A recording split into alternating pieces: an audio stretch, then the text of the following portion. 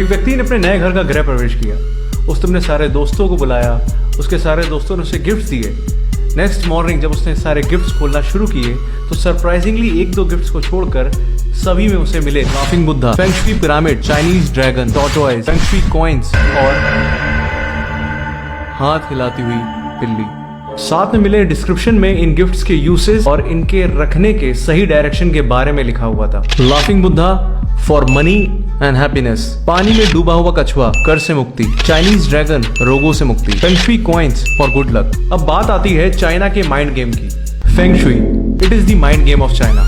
China internet पर present हजारों websites, TV, newspaper, social media, magazines के थ्रू स्ट्रॉन्ग मार्केटिंग करके फेंग शुई का जाल पूरे ग्लोब में हर कंट्री में फैला चुका है। China uses feng shui for initial trespassing in market. किसी भी कंट्री की मार्केट में चाइना पहले फेंग शुई के थ्रू एंट्री करता है। 20,000 करोड़ रुपीस के एक्सपोर्ट के साथ चाइना इंडिया के 75% मार्केट को कवर कर चुका है। From small shops to big malls, हर जगह आपको ये चाइनीज प्रोडक्ट भर भर के मिलेंगे। दिल्ली, मुंबई जैसी बड़ी सिटीज की कुछ शॉप्स की एवरेज पर डे सेल तो 35 to 75,000 तक है। Let's talk about China strategy to damage Indian economy. भगवान की मूर्ति से लेकर नटराज पेंसिल तक सबकी कॉपी बनाकर चाइना ओपनली इंडिया में एक्सपोर्ट करता है। पॉलिस्टर रेजिन जैसे नॉन एनवायरमेंट फ्रेंडली एलिमेंट से बने गणेश लक्ष्मी को चाइना इंडिया में बेचकर सिर्फ दिवाली के दिन ही 400 करोड़ रुपए कमा लेता है। कम्युनिस्ट चाइना ने इसी तरह इंडिया के हजारों craftsman, small factories, cotton industries, handicraft को बुरी तरह डैमेज कर दिया है।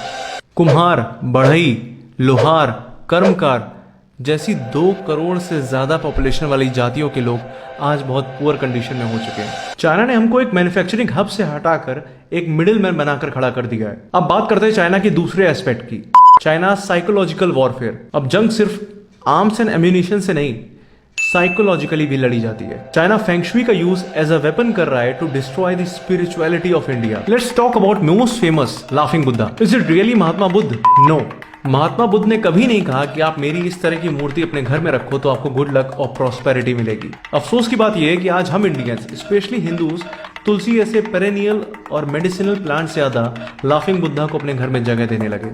फेंग शुई की दुनिया के एक और फेमस मॉडल, चाइनीज गॉड्स फुक, लुक एंड साव।